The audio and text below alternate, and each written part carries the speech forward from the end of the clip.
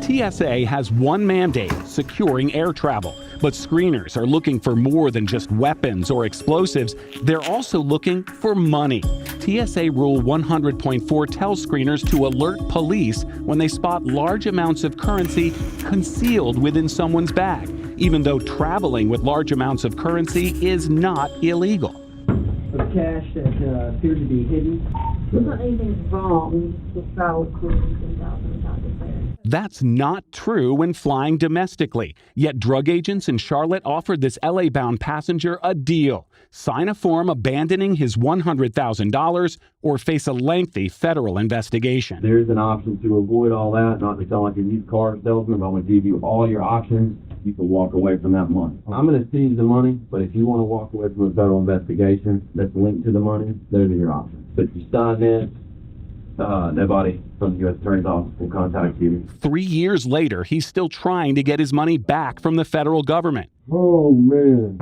Court records show Clayton County narcotics officers use similar disclaimer of ownership forms at Atlanta's airport. Any check bags? Clayton County officers found neither drugs nor money in 93% of these jet bridge searches, according to our review of more than a year of Drug Task Force logs.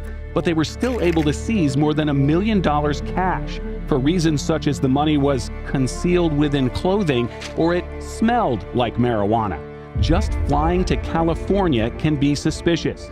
The passenger was flying from Atlanta, a known drug hub city, to San Francisco, a known drug source city.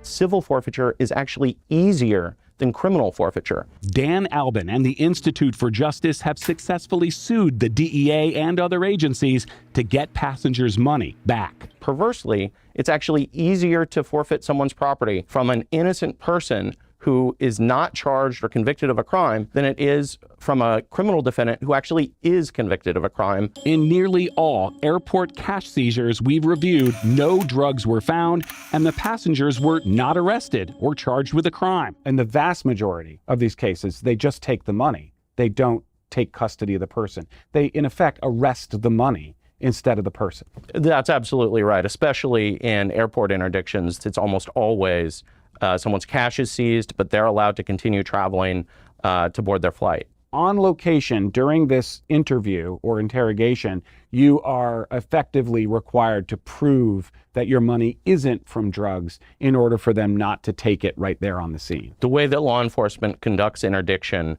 the burden is on the person to prove that they're innocent and that their cash is not involved in any criminal activity. You're either going to sign a consent form saying that you're allowing us to search them, okay, or I'm going to detain them, run my dog on it, and get a search warrant. Feel free to search the bag, sir. It's not a consensual interview in those circumstances. It's an ambush.